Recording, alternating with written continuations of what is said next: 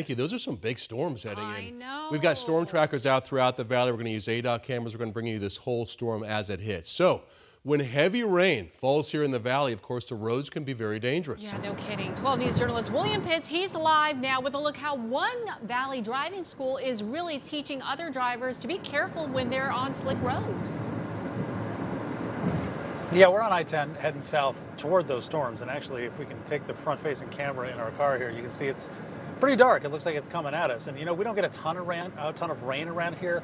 When we do, though, it can be pretty heavy. So what do you do if you're on the road like we are and it really starts to come down? We went to Driving MBA. It's a driving school in Scottsdale. They're teaching drivers to do basically one thing and one thing only that you really need to know, and that's just slow down. Because the most dangerous time to be on the road, and this is a little counterintuitive, it is right when the water starts to come down.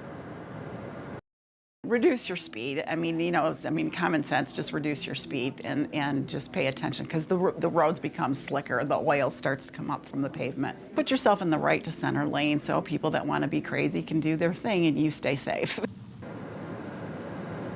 Yeah, think of all the stuff that's on your tires, think of all the stuff you drive through, there's oil dripping off the bottom of your car, all that stuff accumulates on the road and doesn't really go anywhere until the rain starts falling. Once the rain starts falling, then, you know, oil and water don't mix and you've got a recipe for disaster. It's very slick out on the roads. The more rain, ironically, washes all that off, kind of the better it is. But then you have to worry about hydroplaning. All it takes is float in the first place. And if you start to hydroplane and you start to spin out a little bit, the experts say you should turn back the way you were going. Now, I've tried this a couple of times in a skid car. It's a little harder than it looks. Try to crank that wheel to try and fix your skid a little bit. If you can do it, if you can pull it off, it does work. It is a little bit tricky, but be careful when you're out there driving. Of course, the other advice they give is if you see the storms coming, the dust storms coming, just don't drive in it. Stay home. There's really nothing that's so important that you have to leave your house in the middle of a bad dust storm or a bad thunderstorm, guys.